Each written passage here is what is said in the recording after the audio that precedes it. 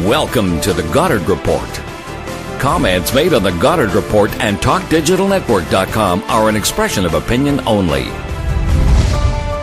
Here is Jim Goddard. My guest is Rafe Mair, former BC Cabinet Minister and Canada's longest-running #1 radio talk show host and the most prominent political commentator in Lions Bay, BC. Welcome to the show, Rafe. Well, thanks, Jim. Always a pleasure. And glad you're healthy enough to be with us after all that bad air that came up from the American forest fires hit us. It's been a little rough, but here we are. The BC Civil Liberties Association has been in court fighting the secret investigations into Canadians engaged in everyday activity, trying to organize walks to raise money for the environment and so on. Is this something that Bill C-51 has brought on us now, secret spying on Canadians just engaged in everyday activities? I don't know whether it led directly to this, Jim, but certainly this is part and parcel of the Tory attitude towards civil liberties, and I would have expected it, Bill C-51 or not. This is an absolute disgrace. As far as I'm concerned, this is the biggest blot on the Canadian escutcheon that I can remember. When you can't get together and talk about things and indeed plot to make things miserable for the establishment, that's what freedom and democracy is all about. Now, I'll tell you what I fear out of this. I don't think they can do much as long as people are saying, well, look, I think we should demonstrate this or the other and that other thing. But what happens if 4 or 5 of them say, well, look, if it gets too bad, we're going to practice civil disobedience? Now, I would think that may even be a conspiracy to break the law. Now, this is where freedom of speech has come in our country. It's absolutely incredible. I'm almost speechless, but I've tried to join them. I've got in touch with the authorities and said, look, put me in there too, because if anybody has been, against Enbridge and prepared to do everything imaginable, including throw myself in front of a frontline loader, it's me. I'd like to be there too, but of course, that's just, I suppose they see it as grandstanding, but it isn't. I mean it. This is a time when I think all of us have got to stand up and be counted. This is terrible. Well, just locally, the protesters in Burnaby who went down to where they thought they were surveying for the pipeline, over 100 were arrested. It turns out the coordinates given by Kinder Morgan were wrong. The people were on public property. They had every right to be there, yet they were hauled away like criminals. Do you think they'll ever be compensated for their loss of freedom, Rafe? I doubt it. I think, people must understand this too. Civil disobedience has a long-standing honorable history in our society. Now, what it means is that you decide you're not going to obey the law, but you're prepared to accept whatever the consequences are. Now, people will say, well, why you should still obey the law? Well, you think about that for a second.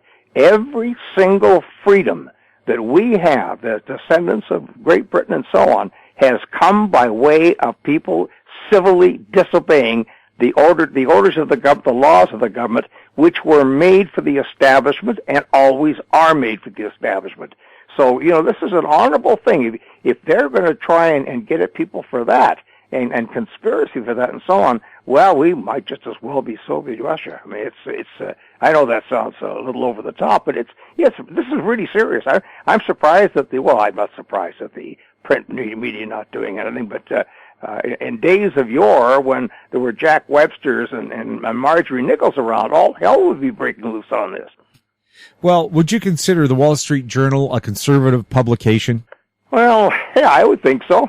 Well, on the weekend, they ran an op-ed piece calling Mr. Harper, the Prime Minister, the man whose idea of Canada is a conspiracy of ignorance. He wants to keep Canadians in the dark. He has passed laws that make it illegal to question anything the government does. He told Elections Canada you cannot run ads on how and where to vote. Canadian scientists are not allowed to comment. I read that. I thought it was the Times. It was the Wall Street Journal, was it? Yes. And Canadian reporters are not allowed to ask the Prime Minister any questions. I have personally run into that. I brought a camera in to a photo op, and I was still kicked out because I might ask a question. So they said part of a democracy is being allowed to question your leaders. So even, whether it's the Wall Street Journal or the New York Times, both conservative publications who think that Mr. Harper is not the right person to be running Canada just because of the way he appears. Well, Jim, is it corny? Is it corny to look back at Winston Churchill in wartime, who faced the House of Commons twice on a confidence vote, who hated when he had to put people, behind bars because of the possibility of their enemy aliens, defended free speech at all times, had members of the Labour Party, particularly one fellow, I'm trying to think of his name now, who constantly was after him for various things in the war, mistakes that he thought Churchill had made, even such things as a supply of tanks and so on and so forth. Now, that's a man that had the whole bloody world on his shoulder at that time. And he knew what free speech was all about. And he said he would be ashamed of himself. It was the other way around. What has happened to us?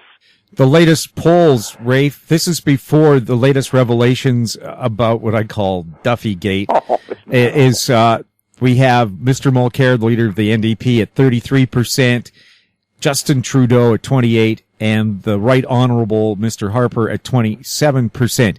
Do you think that the revelation now that just about everybody in the PMO, the Prime Minister's office, knew about the arrangement between Nigel Wright and the Senator, but apparently the Prime Minister did not?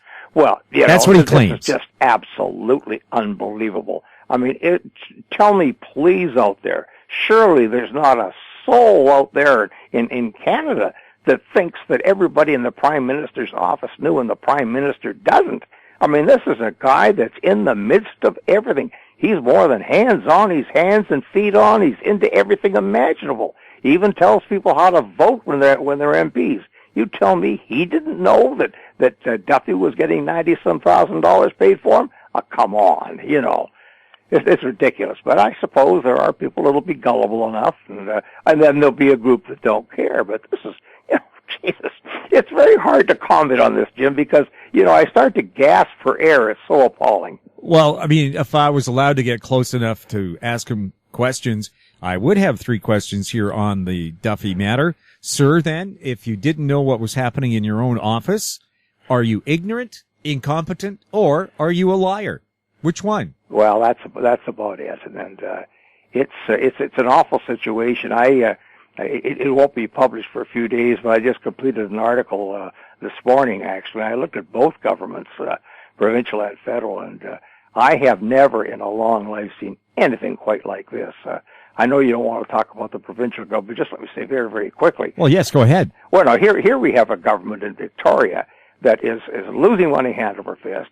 A huge deficit since this present premier took over.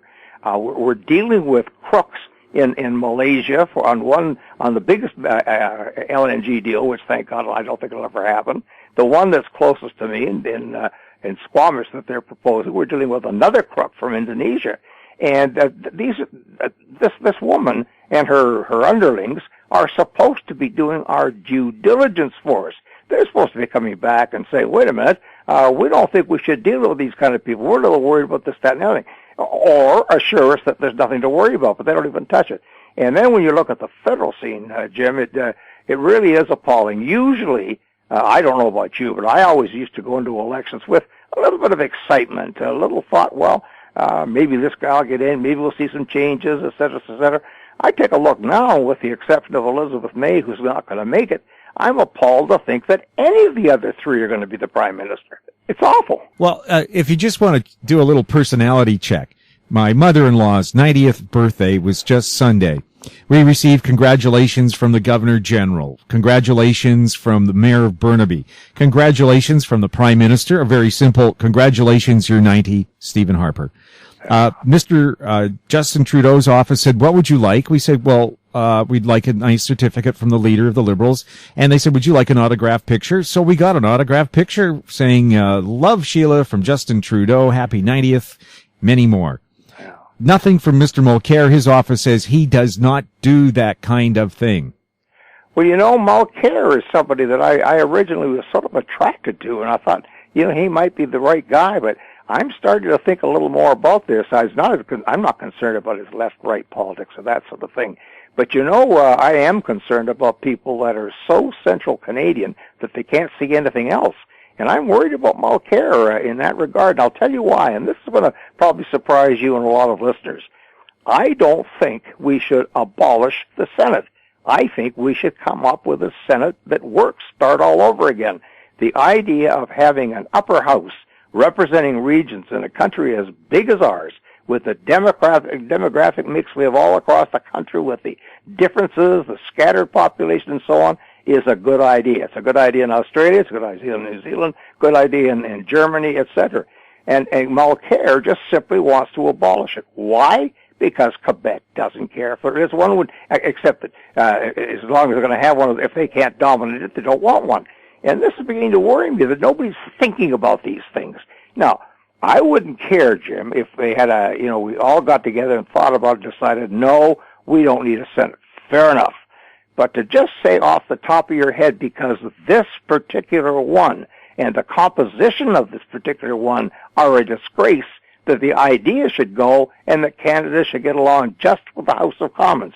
Well, anybody in British Columbia who thinks about that knows how much say BC has in the House of Commons, how much clout we have.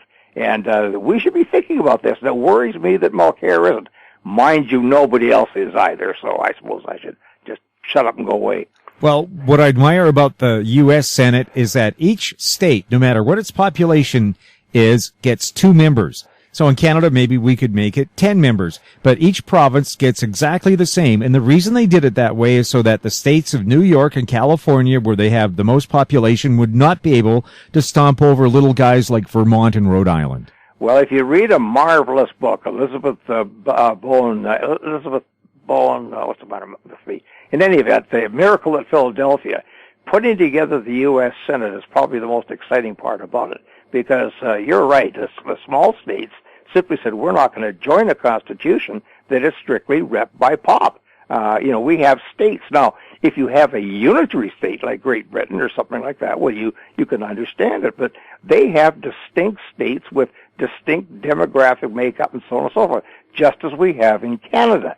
And as a British Columbian, and as you probably know, I'm a pretty devout, strong British Columbia, lifelong, I want to have a say in how this country is run. I don't want to have my fate depend upon John Weston from my constituency. My God, I want somebody who's there who says, wait a minute, you can't do this. At least you can't do it for a while, because we're going to stop you for a while, because this is against the interests of my province. And it's sad to think that a man like Mulcair wouldn't sit down and be thoughtful. Now, the reason he isn't is the NDP have thoughtlessly been against any kind of a Senate since the beginning of time. They were when I was doing constitutional work for the province back in the 70s. They were just a one-line, no, abolish it. But, these things, well, I spent enough time looking at the Constitution of Canada to know that there is a reason for things, even if it was not done like it should have been done, even if it's become abused. You don't say, just because your car doesn't work, you don't run it off a cliff. You fix it. And the idea of a Senate in a large country like ours, a proper Senate, is a very good one. It works in other places. It only doesn't work here for a couple of reasons. Number one, the federal government appoints who represents the provinces. The whole idea is abrogated by that particular rule. That just, right from the beginning, it's got to be a failure. And secondly, the imbalance of members is just appalling. But when you look at senates in Germany, their upper house, in Australia, and the United States, nothing works perfectly, Jim, but they work pretty well. We'll have more with Rafe Mair right after this. More and more people are looking to the internet for intelligent, riveting, and thought-provoking interviews. To advertise on the Goddard Report and TalkDigitalNetwork.com, call 604-699-8600, 604-699-8600. In Goddard we trust. Welcome back. We're speaking with Rafe Mair. What I want to bring up now, Rafe, is the world's best forest firefighter, the Martin Mars water bomber. that dumps the equivalent of 10 fire trucks on a forest fire, can cover 4 acres at one time. The BC government had it sitting on a lake for 3 years, and it only took public pressure to finally get the most efficient firefighting device on the planet on BC's forest fires this year. If you look at how much it drops per liter, per dollar, nothing else on earth does the job that it does, and the government trying to use, the cost per hour as an excuse not to use it, I found disgusting. The province is burning. Finally, it's at work. What were they thinking in Victoria by not using it? Because when you were a cabinet minister, did you not feel assured that we had 2 of those monsters out there jumping on fires right away? Yes. As a matter of fact, Jim, if there's one thing that I can remember going right back to my childhood, which I hate to tell you, it's a hell of a long time ago, it's forest fires. Every year we had forest fires. And all governments that I knew about were prepared for it. Now, you can't win. You can get a tie at the very best, but you work your ass off to do that and to keep as many people safe and as much property safe as you can.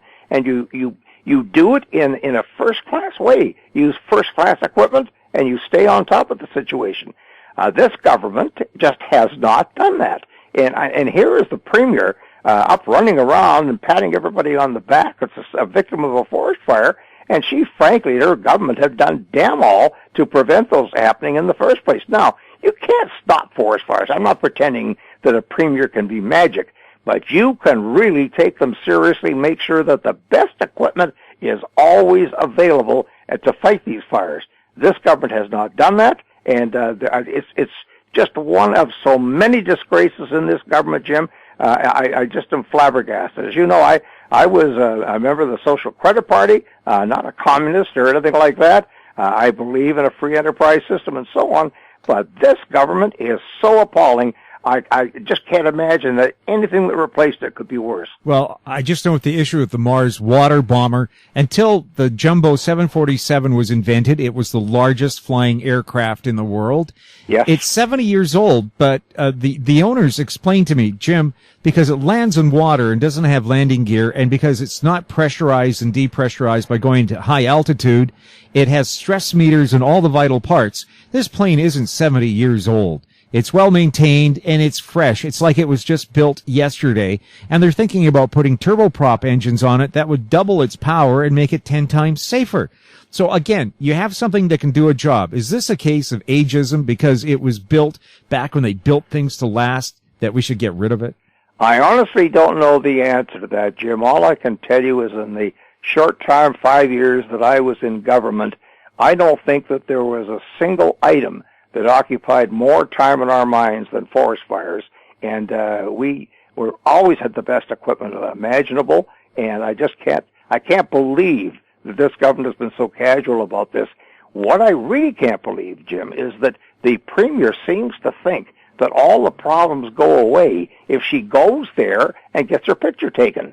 Now, I can tell you, and maybe we talked about this before, when I was in government, Bill Bennett wouldn't go anywhere near there because he said, I will be a distraction. People will think they have to come to see me because I'm the Premier. That's not what I'm supposed to do. The Forest Ministry will always be there, always be available to help and so on and so forth. But the Premier should stay put. And he was absolutely right. I'm horrified. The picture that I saw of Clark and Harper earlier on in the summer in Kelowna, the two of them, and those poor guys coming out of the woods, you could see the anger and the tiredness in their eyes as these two idiots smiled before the cameras. That's not what fighting forest fires is all about. And you've got me today. I guess I'm easily appalled because you're absolutely right about the equipment. And to think that the only thing that this government seems to be able to do is to put a good face on and get their picture in the paper is just, well, it's beyond belief. Well, I understand that the forest firefighters are under a gag order not to comment on the Mars water bomber or they will be fired. Yeah, well, I wouldn't be at all surprised. That's democracy in Canada as it presently is.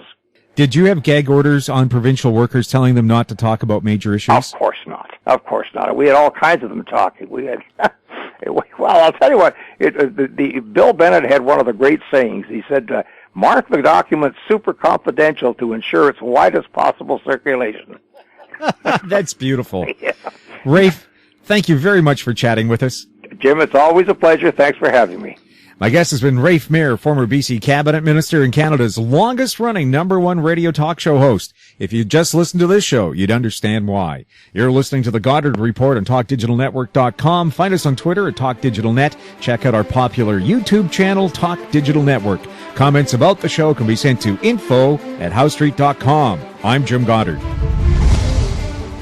Comments made on the Goddard Report and TalkDigitalNetwork.com are an expression of opinion only. The Goddard Report is available online and mobile at TalkDigitalNetwork.com. The Goddard Report is a production of How Street Media Incorporated.